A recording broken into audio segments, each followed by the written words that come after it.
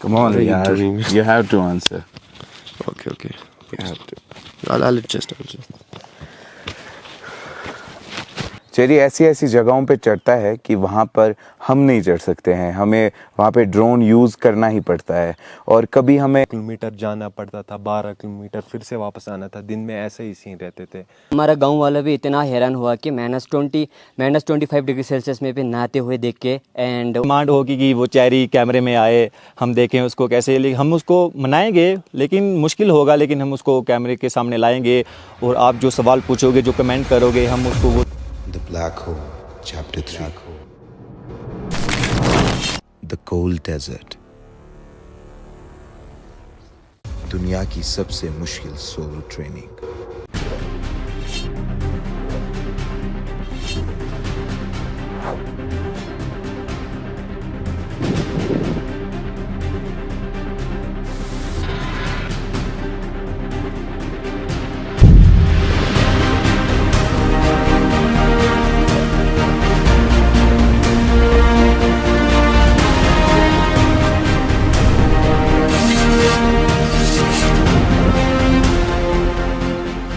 हाय, मैं हूँ शिरा बोल्दन।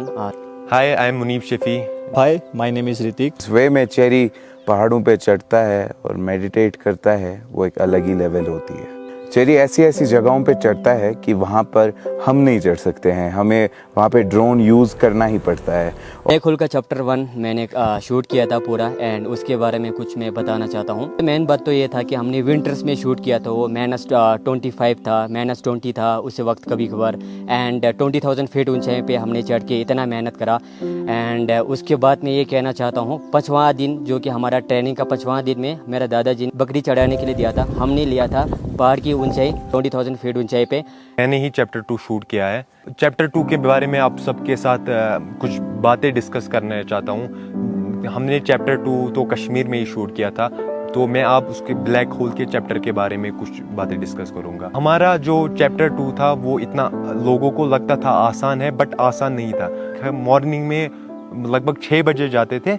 जो हम लोग दोपहर का टाइम पे जो शूट करने के लिए जा रहा था, उस वक्त हमें खाना खाने बहुत मुश्किल होता था एंड इवन हमने ये तक करा कि हमने जो आलू होता ना, कच्चा आलू को पका के खाया था, इतना मुश्किल होता था। एंड सारे लोग ये क्वेश्चन पूछ रहा था कि आप कैसे खाना खाता है, कैसे खाना पकाता है एंड साथ ही साथ कैसे वीडियोस वगैरह अपलोड करता था। इतना मुश्किल था कि मैं कुछ शब्द नहीं है, वो तो आप सबने वैसे भी देखे। तो हमारा गांव वाला भी इतना हैरान हुआ कि -25 डिग्री सेल्सियस में भी नहाते हुए देख के एंड उनको भी इतना देख के हैरान हुआ कि बेसिकली नहाता नहीं है वहाँ पे, इतना -डिग्री सेल्सियस पे भी रह के ना। मैं खुद हूँ कि मैं भी नहाता नहीं हूँ, विंटर में इतना ठंड होता है, बट फिर भी चेरी ने करके देखा। वो 30 डेज डेली नहाते रहा एंड लोगों को देखने को भी पसंद आता था। वहीं पे छोटे बच्चे आता था एंड बहुत पसंद आया लोगों को देखने में भी। अभी हम लगभग 2 बजे खाना खाते थे क्योंकि लेट हो जाता था, क्योंकि लेट से ही आते थे, तो यही सीन रहता था डेली।